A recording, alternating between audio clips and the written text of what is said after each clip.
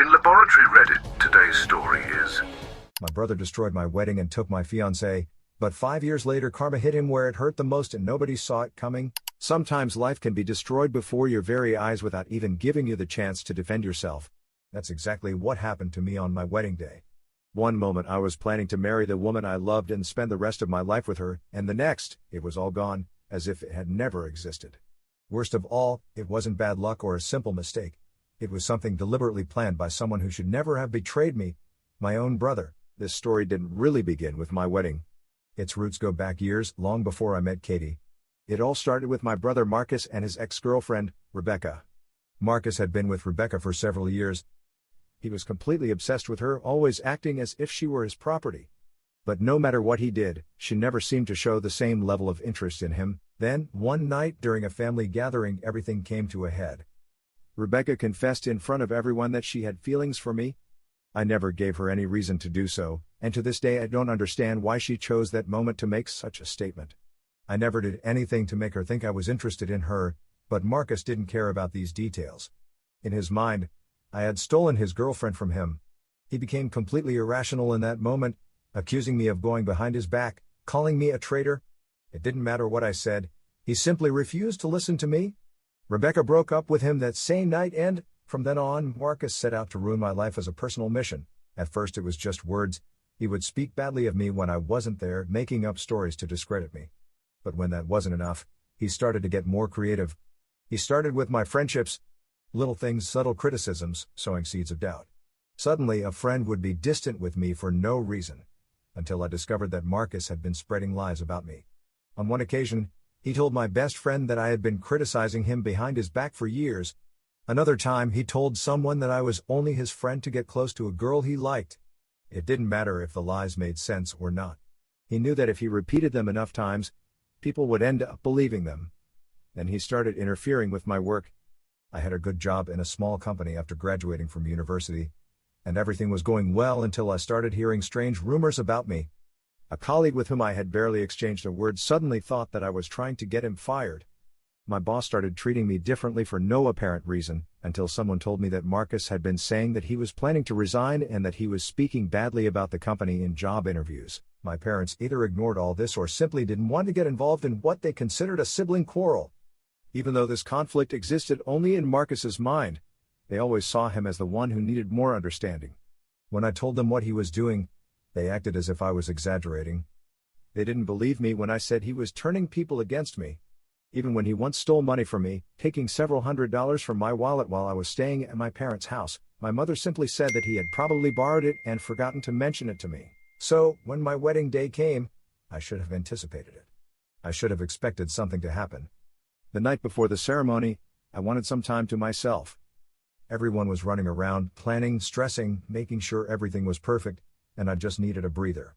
Instead of having a big stag do, I stayed alone in the hotel I had booked near the ceremony venue.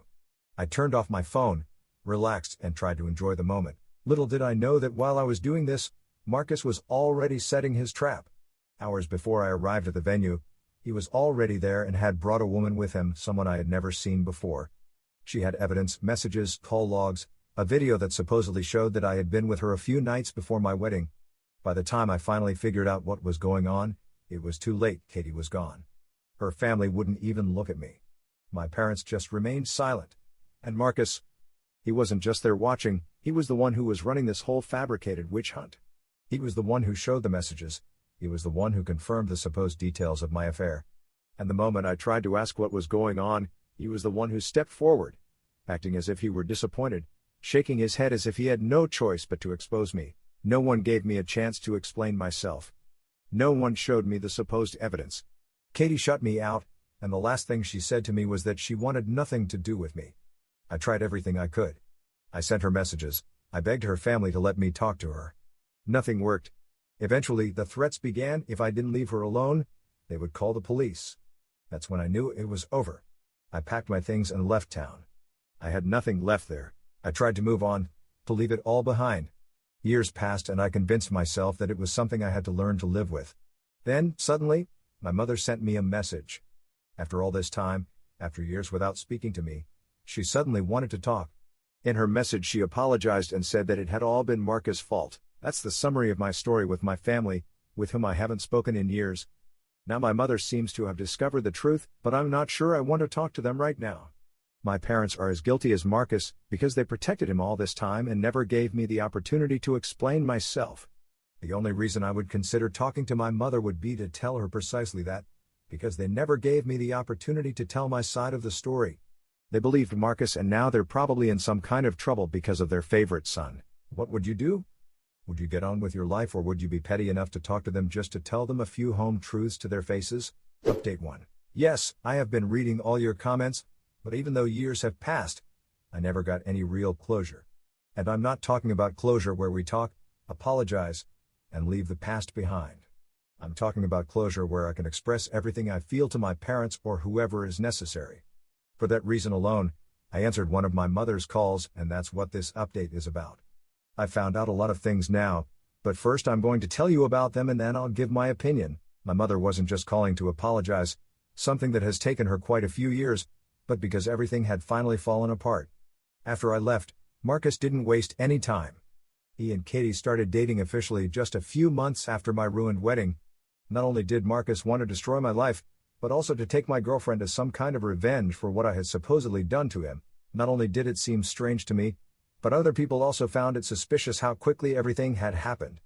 Among them my parents, but Marcus never cared what others thought, so that didn't stop him. Even so, my parents ended up accepting him. Katie's family welcomed him as if he were some kind of hero because he was the man who had saved her from an unfaithful liar like me.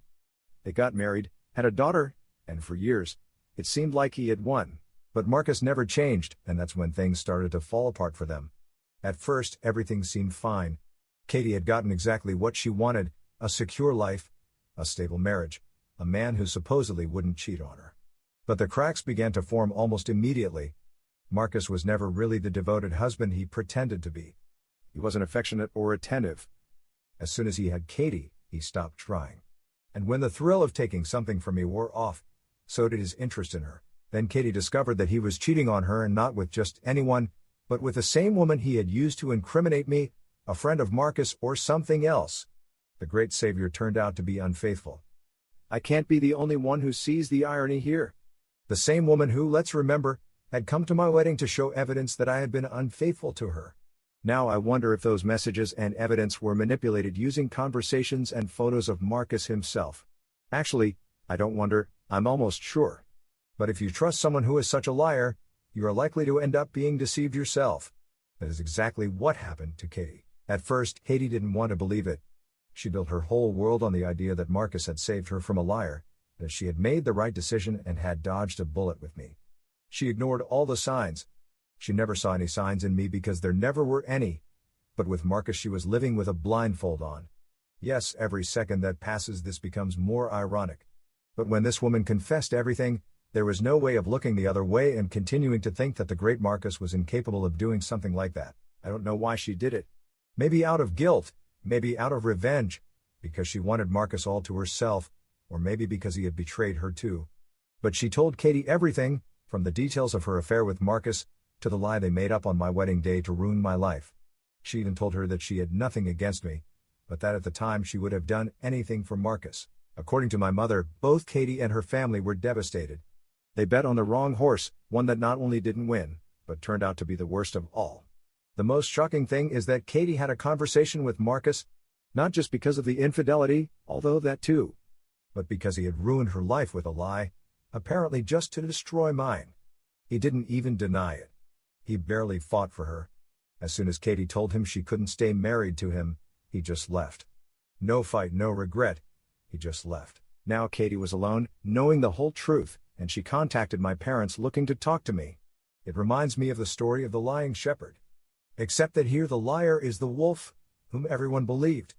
And when they discovered that it was all a lie, it was too late. Katie had destroyed a good relationship with me, or at least that's what I thought we had. And she had a daughter with the same wolf. That's why my mother was calling me now. They want to talk to fix what's broken and, most importantly, they want me to listen to Katie. Well, in my opinion, I think they're expecting too much. They expect me to accept Katie back after she was used by my brother. I'm not interested in taking what's left over from my brother just because he doesn't want it anymore. It's not that Katie didn't know my brother and that's why she could believe him. She knew him perfectly well, and I think she just used the excuse to be with him. You can call me distrustful, but for someone to start dating someone else, who is also their fiancé's brother, shortly after canceling the wedding, is extremely suspicious. And you can call me cruel for referring to Katie as leftovers, but that's what she was. She was used by Marcus, and I have no interest in accepting her now. Why would she do that just so that she can leave with another man later? Edit. I have seen many questions in the comments of this publication and the previous one, and I realize that I omitted some details because I didn't want to go on too long. It is more difficult to correct later if the text becomes too long. I want to clarify a few things, especially about my brother and Rebecca, as that seems to be one of the points people discuss the most. Let's see if what I'm about to say clarifies this. My brother Marcus was completely in love with Rebecca. Not just in love, he was obsessed. They had been together for years, and he planned to marry her. Our family knew this, and for a long time it seemed that everything was decided. He had already proposed to her and, as far as I remember, he was convinced that they would be together forever. That's why what happened took us all by surprise. Rebecca brought it up completely out of the blue at that family gathering with no warning, no prior signals. She just announced it in front of everyone, saying that she had feelings for me. And to be clear, I never did anything to encourage it, nor did I notice any signs of it. I had hardly any relationship with Rebecca. Just the normal relationship one would have with the girlfriend of one's brother, whom one saw occasionally. After that incident, she tried to contact me, but I rejected her immediately. I wasn't attracted to her, I wasn't interested, and I didn't want to complicate the situation any further. I knew how badly Marcus had taken it, and the last thing I wanted to do was make things worse. I've thought about it a lot, and Marcus' level of obsession with her wasn't normal, but neither was Rebecca if she chose to be with Marcus and then do what she did. Which, come to think of it, makes some sense. When all this happened, it wasn't like I just walked away and let things take their course. I tried to smooth things over with him. I tried to explain that I had never had a part in what she did, but Rebecca made it impossible. Instead of letting things calm down, she kept insisting, sending messages to Marcus about how I was a real man and how she preferred me to him. It was sickening, and it only fed Marcus's hatred. Especially because some messages were addressed to Marcus himself. No matter what I said, he refused to believe that I had nothing to do with it. He took it as the ultimate betrayal, convinced that I had been secretly interested in her all along. That destroyed our relationship and led to Marcus doing all the things he did over the years. At first I felt sorry for him, but when he started ruining my life, I lost all compassion. That's why he wasn't even invited to my wedding. Many people have asked if I plan to meet Katie, and honestly, I'm still considering it. There's no way I can forgive her, much less consider what she expects. But as with my mother, I think telling her many of the things I wrote here could be therapeutic. I was never able to defend myself. I was never able to express what I thought, whether it was good or bad, and I at least think I deserve that. I know some people think I should be more mature and just let it go. But when you've been through something like I was, that's easier said than done. You need closure, even if that closure isn't what the other person is hoping to get. As for my mother, I have told her many of the things I have written here. I just didn't include them in my update for the reasons I mentioned before, plus the conversation had a lot of personal details that I didn't want to edit out later. But if you want a summary, my relationship with my parents is completely dead. Update 2. I'm surprised that many people agreed that talking to Katie and telling her the things I mentioned here was the best thing to do. I expected them to tell me something else, that it wasn't vindictive or something like that. We met in a place in my city. I wasn't going to make the trip to meet her. I didn't think she deserved the effort. When I arrived, she was already sitting in a chair. And she wasn't alone, she was with the little girl she had with Marcus sitting next to her. I'm not sure how old she is, but I reckon she's 5 or 6. Katie was clearly nervous and didn't know how to start. Meanwhile, her daughter was watching me with curious eyes. I felt sorry for her and because she could have been my daughter, but everything turned out very differently to how I had planned my life. Katie had changed over the years. She didn't look as good as I remembered her, probably due to the stress of living with someone like Marcus. I know that a person like that can make your life miserable, and that's probably what he did to Katie. Even so, I didn't feel any affection for her. She was so nervous that at first she seemed to stutter. She wasn't forming coherent sentences, but even so I understood what it was all about. I had always been the one to solve her problems. They weren't big problems, minor things, but I solved them. The real reason she was sitting in front of me now was because her whole life had fallen apart. She wanted me to fix it like I did before, but it wasn't that simple and I wasn't going to let her think it was. She had questions, too many questions, and I wasn't going to let her avoid them easily.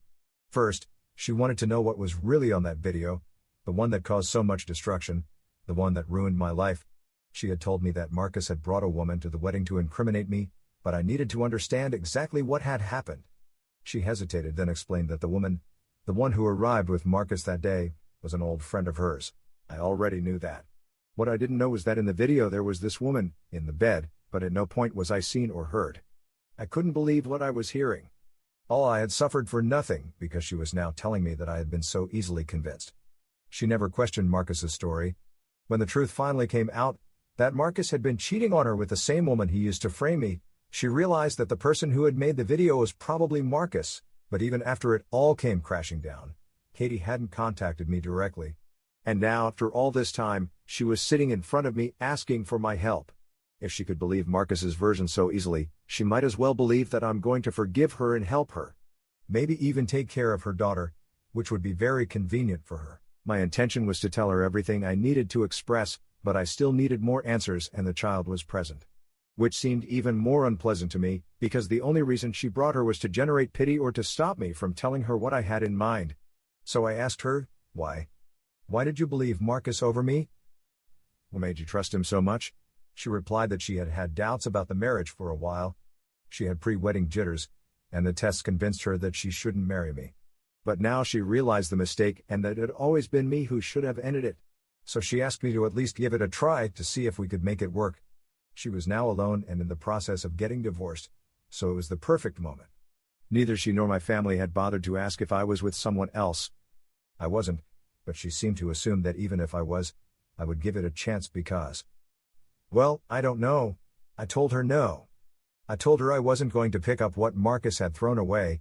I didn't use those exact words because her daughter was present, and I made it very clear that I was referring to her and not the girl. I can be spiteful, but only with people who deserve it. I told her never to contact me again. After leaving, I wrote her one last message before blocking her, where I told her everything I thought without holding back. I think writing is a better way to express yourself, because you can take the time to think carefully about what you want to say. You can be more direct if you want. Again, I'm not writing this to look good. I think I've done the opposite. But life isn't perfect and you don't always make the best decisions. I also don't think I deserve eternal punishment just for giving back a small part of what they did to me. And for using their daughter in the meeting, I think I deserve even more. Update 3. This is crazy. I have to update this, but I'll be brief. I am completely horrified by everything that has happened. Right after Marcus and Katie's divorce, she was granted full custody of the child. This is not what horrifies me. It was to be expected if Marcus didn't care about his daughter at all. What leaves me speechless is what Katie did next. Katie left the child at my house without warning. She didn't even try to talk to me first or make sure the child was being well looked after. She just abandoned her on my doorstep in the middle of the night. I discovered her the next morning when I was leaving for work, sitting in the doorway, shivering with cold. She told me that her mother had left her there and driven off. I immediately called my parents to explain the situation. They came to pick her up right away. But I also contacted Child Protection Services, because I think Katie deserves some kind of punishment for doing something like that with a little girl. At least my parents decided to take temporary custody of the girl, as neither of her biological parents wanted to take care of her. This happened a few weeks ago and I don't have much news. I don't talk to my parents about this or any other issue. I only unblocked my mother to let her know what Katie had left at my house, but once I made sure the authorities were involved, I blocked her again. They seem to keep trying to drag me into their lives, but I'm much better off staying away from them. I don't know how much more information I'll be able to share in an upcoming update because my contacts are limited. But if I discover something worth telling, I'll make a new update. If I don't come back, you know why it is, so don't ask by private message. Update 4. It's taken a while, but at least I have some news about my story, related to my ex's arrest for abandoning her daughter on my doorstep. Although there's a lot to tell about that in this update, Katie told the police that she only left the girl at my house because I was her biological father. There is no possibility of that because I left long before the girl was born, long before my ex could have got pregnant. But as I could be lying, I had to take a test just to prove it. The results confirmed the obvious, and at least I could get rid of that problem. But Katie wasn't so lucky, because even if I had been the biological father, she still would have abandoned her daughter on my doorstep. Even worse, without warning me and leaving her to spend half the night alone. So they gave her a year in prison for that brilliant idea of hers. I don't know what she was expecting, that I would take care of her anyway. My parents are still the child's temporary guardians, but they plan to become her permanent guardians, suing both Katie and Marcus for child support. I don't know if there is a possibility of legally adopting her, but they insist that both of them should pay for the care of their daughter. I have spoken to my father after years of not doing so, just to bring this update that so many of you asked for. So I hope you appreciate the effort. And no, they are not happy about being parents again at their age. But I see it as an opportunity to do better this time. We don't know where Marcus is, but the trial against him is going ahead. As for Katie, we know exactly where she is, and when she is released she will be obliged to pay child support for her daughter. Do you think Katie was always like that? Or did Marcus just destroy her until she ended up in this situation? Update 5. They found Marcus after my parents sued him for his daughter's alimony. But the circumstances in which they found him are what's really interesting. Although now that I read what I wrote, it seems that they found him dead, but that's not the case. He was located by the police when he was trying to escape to avoid paying the back maintenance. And when they detained him, he resisted arrest and also attacked one of the policemen with a stone he found on the spot. Another officer had to restrain him and shoot him in the abdomen, a wound that was not life-threatening, but which kept him in hospital for weeks, before he was transferred to prison. He will spend the next 3 years there until he serves his sentence, only to then have to pay child support, as Katie is doing now. At least the judge ordered the sale of his car, the only property he owns, to cover the arrears. They can't say I'm vindictive because none of this was my fault. If anything, I can be glad it happened this way. My parents and I are no longer in touch, and I got all this information from someone else. It's someone I didn't mention in the story, so I don't think it's relevant to name them now. I'm just clarifying this in response to those who accused me of having forgiven my parents.